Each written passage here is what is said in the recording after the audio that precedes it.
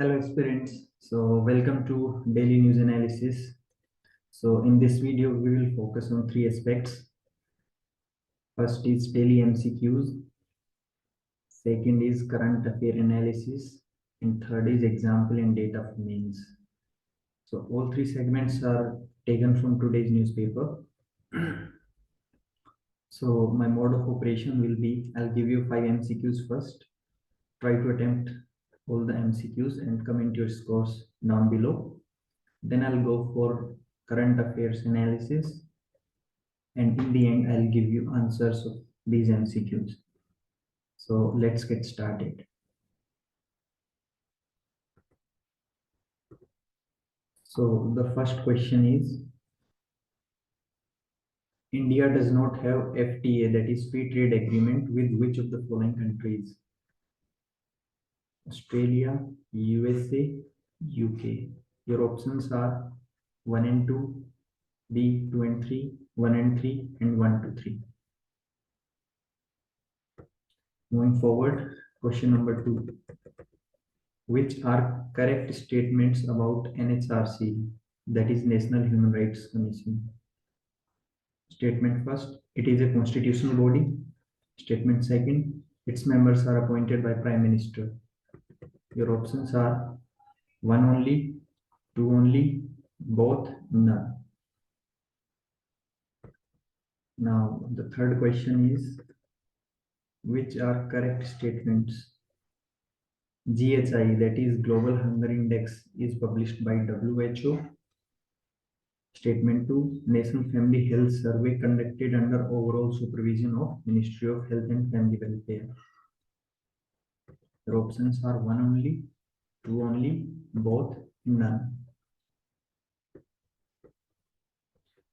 Question number 4, which are correct statement about ASEAN? Statement first, ASEAN was established in 1957. Statement 2, India became its member recently. Your options are 1 only, 2 only, both, and none. The last question of the day is, consider correct statement about Monetary Policy Committee. Statement 1, Union Finance Ministry is ex officio chairman of it. Statement 2, it is 12-member body. Options are 1 only, 2 only, both, and none. So these are the 5 questions. Try to attempt all the questions and comment your scores down below. Now I'll move forward with current affair analysis part. So today is 28th of October. The first news item is related to GS3 economy. Deadline missed, Modi Sunak discuss early conclusion of free trade pact. So as you all know that Rishi Sunak has become UK's Prime Minister recently, and India and UK are trying to conclude a free trade agreement for past year. So both the Prime Ministers have agreed to conclude this free trade agreement at the earliest. So currently we do not have free trade agreements with USA, with UK, despite USA being our largest trade partner, we do not have FTA. In the past year, India have concluded FTA with Australia and UAE. So from PRELIMS point of view, these facts are important. Moving forward, this news item is related to defense GS3, where in a push to make in India in defense sector, there has been a positive development taken place, where aircraft manufacturing facility for Indian Air Force will come up in Vadodara, which will boost our defense sector and Atmanirbhar Bharat project. So this fact can be added in your mains answer writing notes.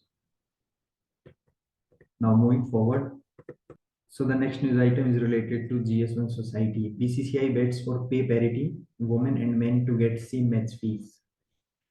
So in a positive development, BCCI has taken a decision to give same match fees for both men and women playing for our nation. So it is a positive development as it will boost the morale of women cricketers, and more athletes would then take part in this sport in future.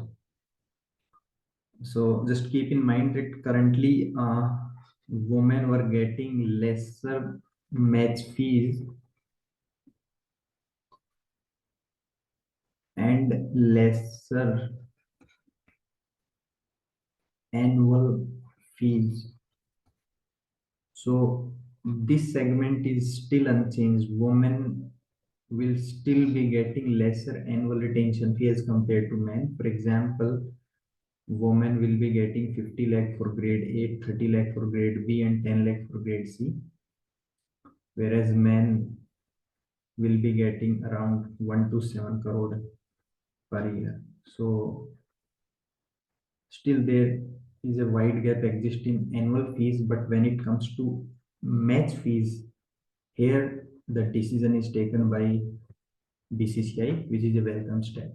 So this example can be given in gender equality aspect while writing your mains answers. Now moving forward, there is another news item which comes under GS2. So recently the news reports came up that girls are being auctioned on stamp papers in half a dozen districts of the state Rajasthan, and refusal there is resulting in rape of their mothers to settle financial disputes. And these were done under caste panchayats. So, taking cognizance of this matter, NHRC has issued a notice to the state to give response on this matter, where women are treated as commodities still in 21st century. So, from prelims point of view, let us understand about NHRC, National Human Rights Commission. So, NHRC is a statutory body. It was established under Protection of Human Rights Act 1993. Its chairman is either Chief Justice of India or any Supreme Court judge. This condition was added in recent amendment in 2020.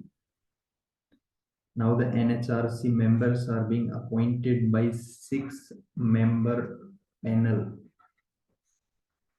They are recommended by 6-member panel and appointed by president. Who are these 6 members? These 6 members will be Prime Minister, Speaker,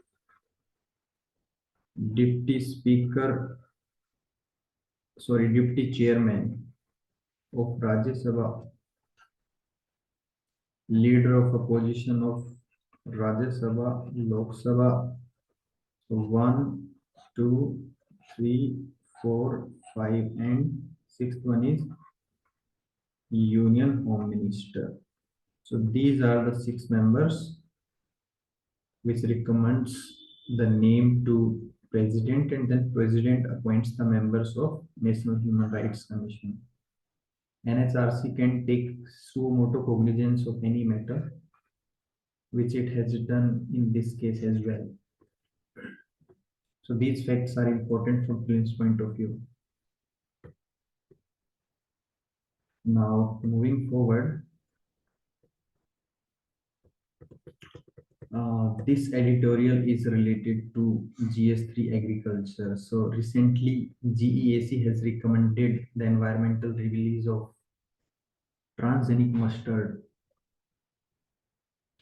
to be used for field trials, and then it can be approved for commercial purposes. Now this editorial recommends that the government should take decision on the recommendations of GAC at the earliest, because the sowing season of mustard is from October to mid-November, and more time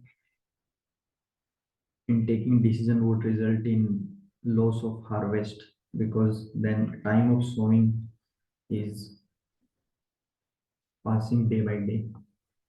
So the decision has to be taken in urgency. This is suggested by this editorial. And apart from that, while advocating in its favor, it said that the average yield of transgenic mustard is 2.4 to 3 ton per hectare, as compared to 1.2 to 1.3 tons per hectare as a mean productivity currently in India. So productivity wise also this is beneficial. Further, it also says that the success of BT cotton has turned India from an importer to second largest exporter. So it will help us in a big way in financial aspect as well. Further, it also suggests that there is no scientific evidence demonstrating the harmful effects of any GM crop, whether it's maize, soybean, on human and animal health. And at last, it says that given the import of edible oil in India, which drains our foreign exchange, foreign reserves, taking decision in this aspect, allowing the commercial growing of mustard would help in self-sustainability of edible oil as well. So this editorial supports the claim of GM mustard to be allowed as a commercial crop. So that's about this editorial. Now moving forward, uh, this editorial is related to GS3 environment. So recently, UN climate change report has been released, which has positive as well as negative points under it. Now, the positive point is that the greenhouse gases burden has been reduced as compared to what was earlier predicted. For example, it was earlier suggested that the greenhouse gases would rise to 14% over 2010 level by 2030. But the current report suggests that it would rise by 10.6% only, so which is a positive development in this direction. But at the same time, it highlights that the current state of climate goals would not limit the temperature rise up to 1.5 degrees Celsius by 21st century, which was goal set by Paris Climate Pact. But it suggests that at current levels, the temperature rise would be 2.5%, 2.5 degrees Celsius rise as compared to industrial levels by 21st century, which is an alarming situation for all around world. So it says that this was due to the result of developed countries not taking their responsibility in facilitating technology transfer to developing countries, along with the financial help that was needed by developing countries. Because without financial help, developing countries cannot take climate action in their respective nations as well. It says that in 2009, the developed countries agreed to raise $100 billion per annum to 2020 to help developing nations to reduce emission, but it was also not met. So it says that the coming COP27 this year in Egypt is a great platform where all countries can come together and then make announcement related to climate action goals for a better future for all the nations. Now, the next news item is related to GS2 health, where it is saying that we should lose no more time over global hunger index rankings. Instead, states should examine national family health survey findings to improve portion practices for most vulnerable. So basically, this news item is related to not paying heed to global hunger index because it is biased. It does take account of only under 5 children. Further, it does not count or measure statistics at sub-state level. And as a result of it, India's performance under global hunger index is continuously deteriorating. So it suggests that we should not pay heed to global hunger index, rather we should pay heed to National Family Health Survey, which is our own survey conducted under supervision of Ministry of Family and Health Welfare. So from prelims point of view, let us understand about global hunger index.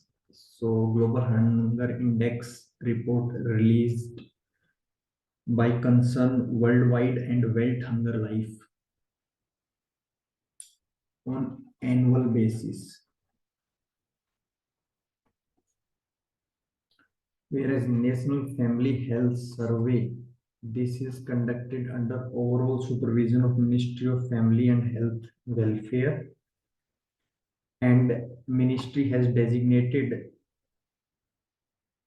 Indian Institute for Population Sciences Mumbai as nodal agency for it. So currently National Family Health Survey 5 data came in, and it was started in 1992 when first survey was conducted. Now fifth survey was conducted recently, and its report came out. If we talk about its outcome, the positive outcomes are total fertility rate is below replacement level in India at 2. Sex ratio at birth is 1020 women upon 1000 men in period 2019 to 2021 as per this report. On negative front, anemia is biggest problem in India, where men, women, children under 5 all are suffering from anemia. So these are some of its outcome. Now moving forward, this news is related to GS2 international relation, where Asian foreign ministers were meeting in Jakarta on Thursday to discuss their options in Myanmar. So basically, Myanmar forces military is using its force against its locals who are protesting against this government. So Asian foreign ministers were meeting to discuss that issue. Now, from prelims point of view, let us understand what is ASEAN. So ASEAN is grouping of 10 members in Southeast Asia. Its full form is Association of Southeast Asian Nations. The 10 nations are Brunei, Myanmar, Cambodia, Philippines, Indonesia, Singapore, Laos, Thailand, Malaysia, Vietnam. These are the 10 nations that are part of it. It was established in 1967 for social and political stability in Asia Pacific region, and India is not part of it, as you can see from this map. From Myanmar onwards, all the countries are part of it. So This was about this news. Now moving forward, GS3 economy related news. RBI policy body set to meet on November 3 to explain missing inflation target. So the Monetary Policy Committee has continuously missed target of inflation controlling for consecutively 3 quarters.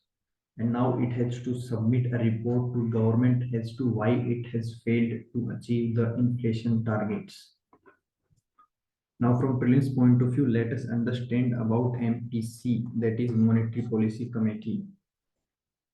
So it was constituted for controlling monetary policy, where its function was to use of monetary instruments.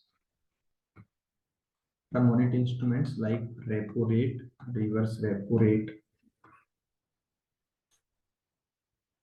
to achieve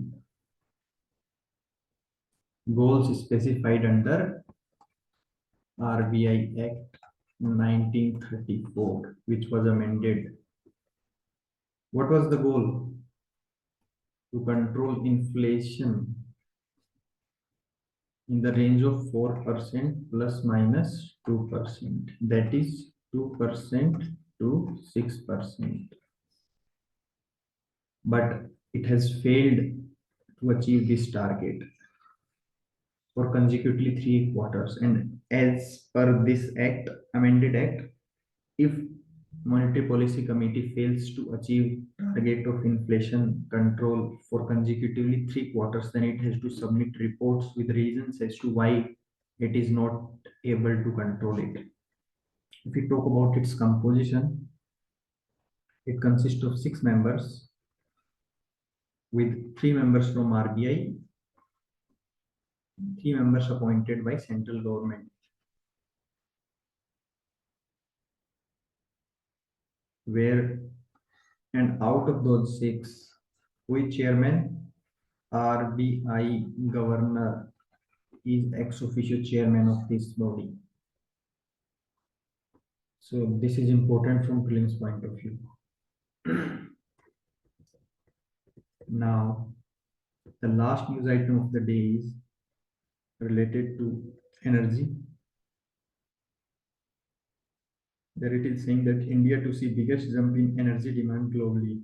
International Energy Agency. Now, International Energy Agency releases a report, that is World Energy Outlook, based on which it is saying this. So from prelims point of view, this is important, that World Energy Outlook report is released by International Energy Agency. So that's all for news items for today. Now in the last part, let us look at the answers of the MCQs which I have given you in the start of the video. So the first question is, India does not have FTA with which of the following countries? So as we have discussed, India have FTA with Australia, not with USA, not with UK. So the answer is 2 and 3. Question number 2, which are correct statements about National Human Rights Commission? It is a constitutional body. No, it is a statutory body.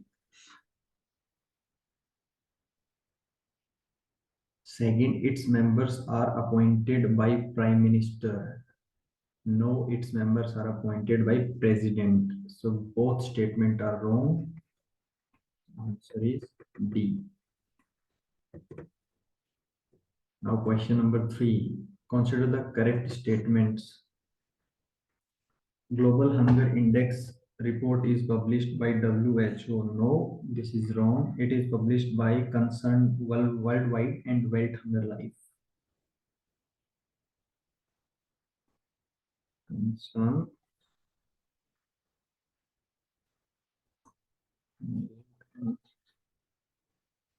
World Hunger Life. National Family Health Survey conducted under overall supervision of Ministry of Health and Family Welfare. That is true. So the answer is 2 only. Now, question number 4. Which are correct statements about ASEAN? ASEAN was established in 1957. No, it was established in 1967. India became its member recently. No, India is not part of it. And the 10 members which are part of it, I have discussed all the 10 in this video. So the answer is D, because both are wrong. The last question of the day, consider correct statement about Monetary Policy Committee. Union Finance Ministry is ex officio chairman. No, it is RBI governor, not Union Finance Minister. And second statement, it is 12-member body. No, it is 6-member body. So both are wrong. Again, answer is D. So that's all for today's video. Comment your scores down below. If you like this video, then subscribe to the channel. I'll be making daily current affairs video. Thank you.